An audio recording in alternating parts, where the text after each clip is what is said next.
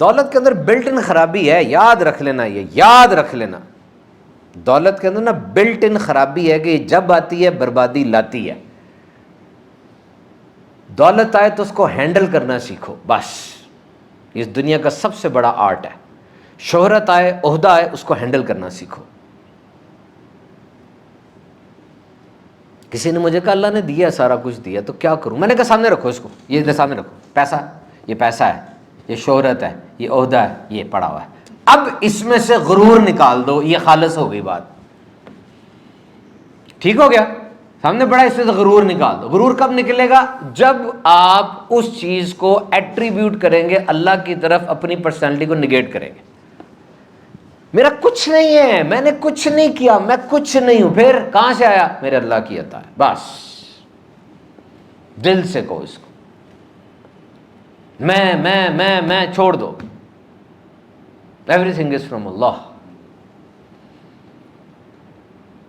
جس دن یہ چیز آ جائے گی زبان سے، دل سے، then you will feel some light, you will see that I am light weighted۔ وہ اتنی خطرناک اب زندگی رہے گی نہیں، بہت ہلکی ہو جائے گی، بہت زیادہ۔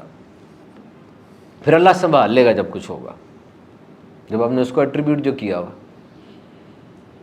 حمان نے کہا تھا، قارون نے، حضرت موسیٰ علیہ السلام کے چچا کا بیٹا تھا، یہ پہلے بڑا عاجزی والا تھا، تورات کا عالم بھی تھا اور نمازیں پڑھتا تھا اور سارے کام کرتا تھا۔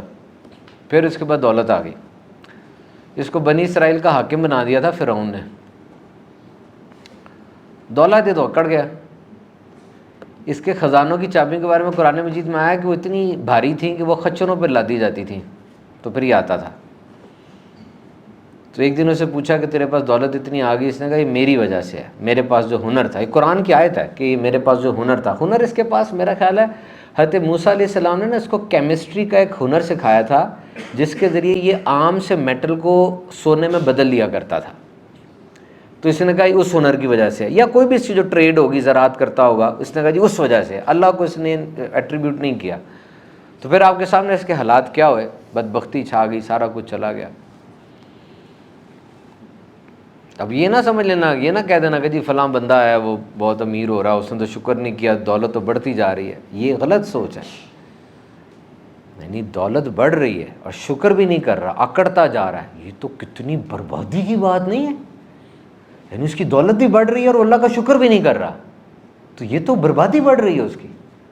اور ایک بندہ ایک دم سے اس کے گھر میں سیلاب آ گیا، گر گیا، تباہ ہو گیا، اور اب وہ فوراً اللہ کی طرف آ گیا، تو یہ اس کا برباد ہونے کو برباد ہونا نہ کہو، یہ نعمت ہے کہ اس کو اللہ کی طرف لے آئیے۔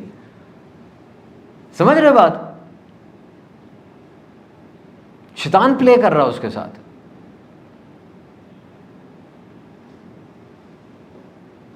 اللہ ڈھیل دیتا ہے، لیکن جب کھینچتا ہے تو بندے کہیں کے رہتے نہیں ہیں۔